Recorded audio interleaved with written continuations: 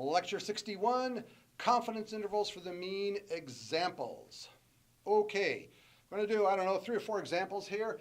And let's start by just having now, we've kind of grinded through the computations a little bit. Maybe your head's swimming a little. Let's kind of solidify it all and write down what we're after.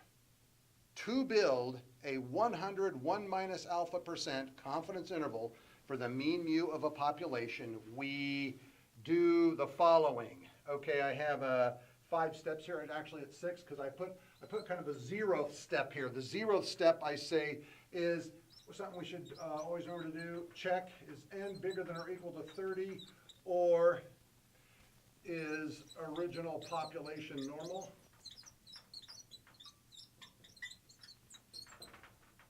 If so, proceed. Okay, so that's kind of our check just to start with. And we always, I always try to stress that when we're doing hypothesis testing as well. Okay. Compute X bar. There's our point estimate. There's our best one number guess as to what the mean is. If that's what we're trying to estimate here, the population mean, that's our best guess. And of course, most of the time, we won't know the standard deviation, so we'll also need to compute the sample standard deviation. Step 2, find, figure out from your confidence level what your alpha over 2 is, and find T alpha over 2 using the appropriate degrees of freedom. And of course, find Z alpha over 2 if you for some reason know S. Okay, but I'm just going to assume that we don't know. Assume that if we know sigma, but I'm going to assume we don't know sigma, so we're working with t-scores. Then I would say compute the margin of error, E, which is T alpha over 2 times S over the square root of N, where you appropriately change T to Z and S to sigma if you happen to know the standard deviation. Step 4, build the interval, or write the interval.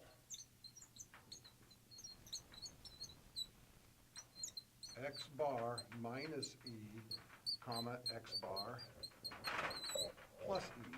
All right, there it is. There is your 100 1 minus alpha % confidence interval.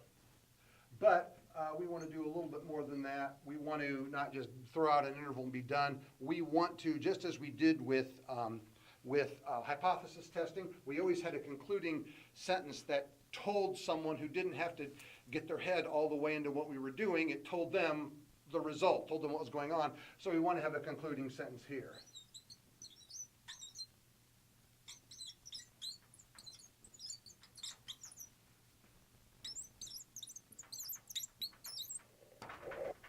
All right, and so I will do a few examples, as I say here. So the first one you see is, suppose we wish to estimate the mean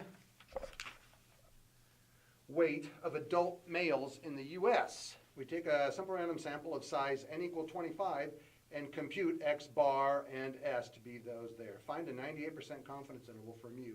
I want to just kind of, if we take a breath here, stress one more time that this is definitely not a hypothesis test. I'm not starting off with saying, well, I think the mean is this, but maybe it's not. Maybe the alternative hypothesis is this. I'm not doing that, right? We have no preconceived notion of what the mean is. So we're going to try to estimate, trying to figure out what it is. So let's see, steps. This is, I guess it's number 1. Well, it's not number, but step 0. N equals 25, which is less than 30, but weights are generally normally distributed. Weights are normally distributed. So we can proceed. Often, as I said before, biological data, weights, heights, that sort of thing, are normally distributed. Something you can do that we haven't talked about much, maybe we'll talk about it later, is you could plot the data. You could do like the sample you have, do a relative frequency histogram, And if it looks like the bars are giving you kind of, a kind of a bell shape, that's a good indication that the data probably are normally distributed, and it's okay to go forward even if your sample size isn't bigger than 30. So that's a kind of a check you can do. But we're going to assume that it's coming from a normal population, so we're okay. Compute X bar and S. Well, we were given X bar. We went and computed it and got X bar to be 198.3. This is pounds. And we got S to be 17.6. Okay. And then step 2, find T alpha over 2. Well, let's see. It's 98% confidence level. So 1 minus alpha, that's 98% or 0.98. So alpha is 0.02, that's the leftover, that's the stuff in the tails, right? And what's in one of those tails would be 0.01. So alpha over 2 is 0.01. And using degrees of freedom equal 25 minus 1 equal 24, we get T 0.01, T alpha over 2 is 2.492. Okay, and step 3, we will compute E. So it is T sub 0.01, which is 2.492 times 17.6 S divided by the square root of 25, square root of n. So that's 2.492 times 17.6 over, well, it's going to be 5, and the answer is 8.77, and so we're going to round, since X bar and S are to the nearest tenth, we'll round this to the nearest tenth as well. So we'll call it 8.8. That's my margin of error. All right. 4, X bar plus or minus E. That's 198.3. 198.3 plus or minus 8.8. Or let's take 198.3 and subtract 8.8, and we get 189.5. And let's add it to it, and you get 107.1 or 207.1. Okay. There's my 98% confidence interval. Now, let's state, see if I can get something that doesn't squeak so much. Let's state it all in a nice little sentence here. Here's how I would write it, because if you just look at that interval, what the heck does that mean? Here's how I would state it. We are, I am, whatever you are, 98% confident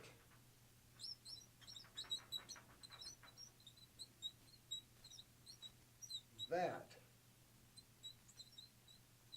the mean weight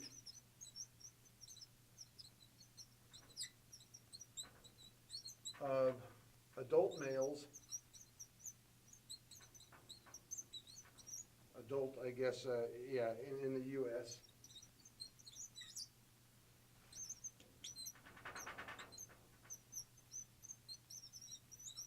is between 189.5 pounds and 207.1 pounds. Oops. That's all there is to it. We're 98% confident that the mean weight of adult males in the U.S. is between that weight and that weight. All right. Let me see. What do I say next? I say, suppose in the previous example, everything is the same. Suppose in this example, everything is the same. We compute X bar to be that, S to be that, and we want a 98% confidence interval. But it turns out that our sample size wasn't 25, it was 100. So it's a larger sample, okay? And I say, rework the problem. So go through and do all of this again. The changes are fairly minor, but please go through and do it all again. I'm not going to do it. I'm going to leave that for you to do. And then You can start working on it while I'm erasing. You have exactly what you need there. Just follow follow this outline, follow the example that you have written down that I'm erasing to see the specifics, but you just have to make a few small changes, so it should not be hard.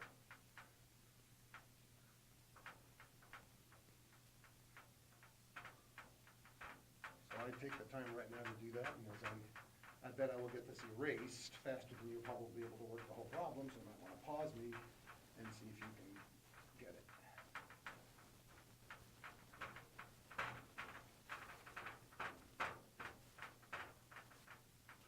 Okay, then I say, compare your confidence interval here with your previous confidence interval. What does this lead you to suspect that happens with a confidence interval if we increase the sample size? So what does a larger sample size do for our confidence interval? And I'll let you answer that one too. Next example. Wish to estimate the mean height of adult females in the U.S. We take a simple random sample of size n equal 400 and compute x bar equals 63.3, that's in inches, and s equal 2.4. Find a 90% confidence interval for mu. Okay, step 0. N equal 400, bigger than or equal to 30, so go. All right, step 1, find T alpha over 2. It's a 90% confidence interval, so alpha is 10%, which is 0.1. Alpha over 2 is 0.05. So T alpha over 2 is T sub 0.05. And I have a sample size of 400, so I want degrees of freedom equal 399. I can't find that in the table I'm using. I have to go, remember what we did? We didn't go to the closest, we went to the closest one that was below. And that's, in the table I'm using, is 300. And so I get, actually I've skipped, right? I didn't do X bar and S. That's all right, we'll come back. This is number 2. Excuse me, this is number 2. And so I get 1.650. 1.650 using degrees of freedom equal 300. You know, what if I had used degrees of freedom equal 400? You know, just it was supposed to be 399, but I went up to 400. This would be 1.649. So hardly any different, right? So it probably doesn't really matter, but and when you use technology, it'll get it even more accurate, right? Because the tables you have that you look at that are printed out are limited. Okay, that was step 2. Step 1 was compute X bar and S, but we're given that X bar is 63.3 inches. S is 2.4 inches. Okay, now what? Step 3 is compute the margin of error, and that's T 0.005 times S over the square root of N, which is 1.650 times S is 2.4 over the square root of 400, and this becomes 0.198. Everything is to the nearest tenth, so we'll call that 0.2. Right. Step 4, build the interval, x bar minus E, x bar plus E. So I'm here at 63.3 inches. When I subtract 0.2, I get 63.1 inches. And when I add 0.2, I get 63.5 inches. There's my interval. What is my conclusion? Again, let me try to go to a marker that might not squeak quite as much. We'll see what happens here. We are 90%, 90% confident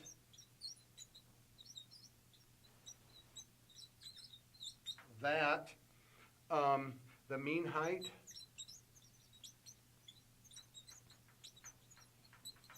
of adult females in the U.S. is between 63.1 inches and 63.5 inches. Okay. All right, we are 90% confident that the mean is between those two distances. I say, redo the above with everything the same, assume it's all the same, except now find a 99% confidence interval. So run through this, it's almost all the same, one minor change, it's like what we did earlier. I want a 99% confidence interval this time.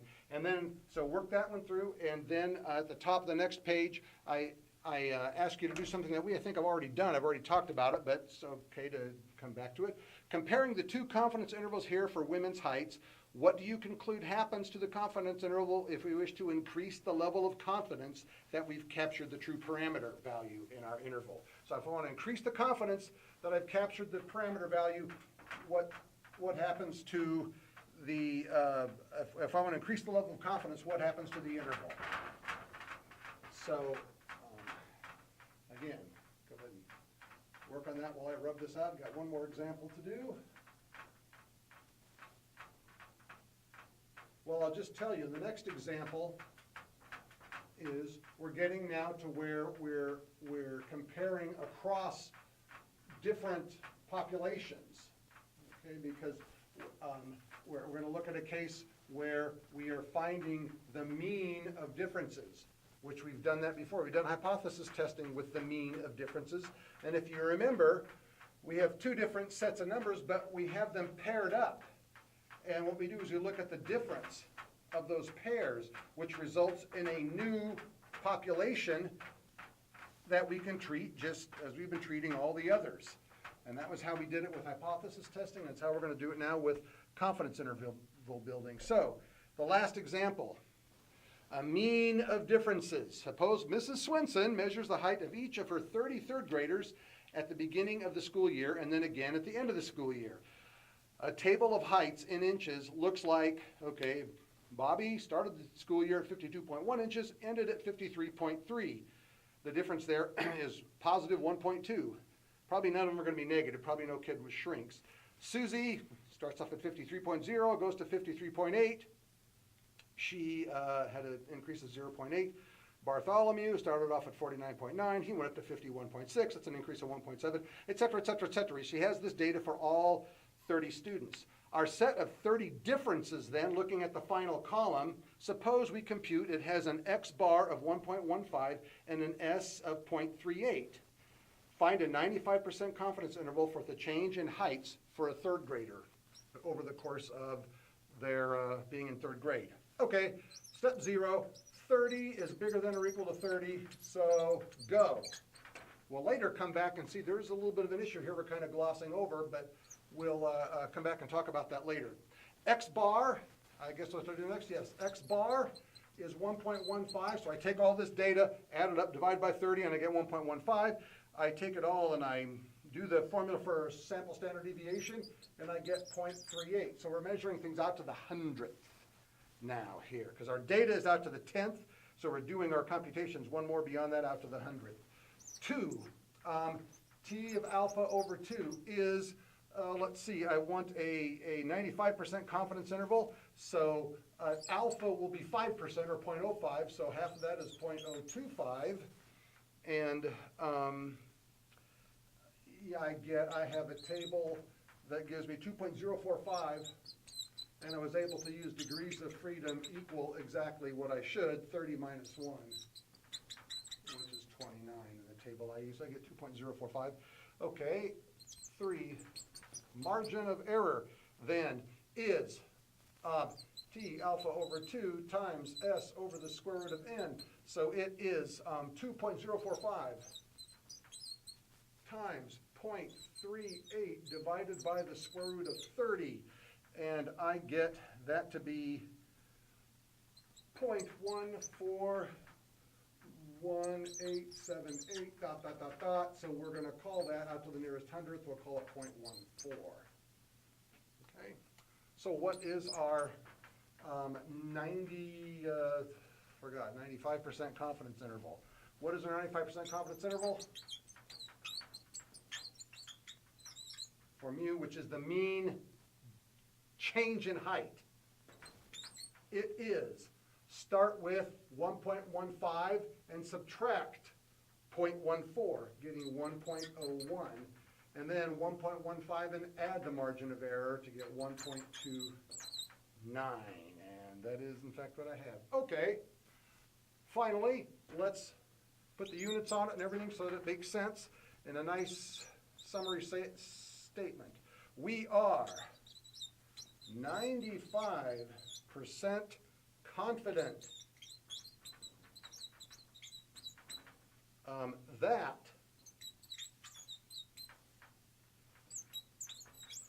the mean change in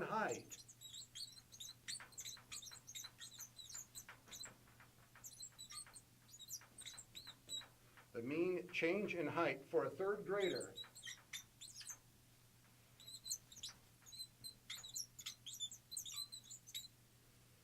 is between 1.01 inches and 1.29 inches. Okay, looks good, right? I'll tell you, our analysis is very solid. We did all the statistics correct, but I'll tell you, once all said and done, I am not 95% confident this one. And the reason has nothing to do with the way we computed confidence intervals. It has nothing to do with the fact that we're doing a little bit of a different case situation where we have a mean of differences. It doesn't have anything to do with that. It has to do with how the data were collected. We're trying to make a statement about what we think is true for all third graders, right?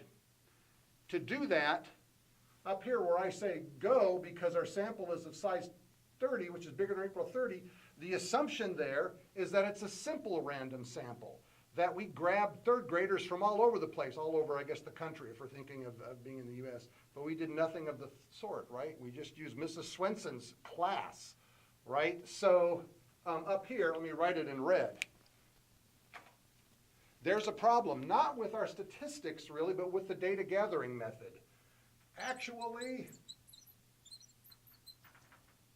there's a problem.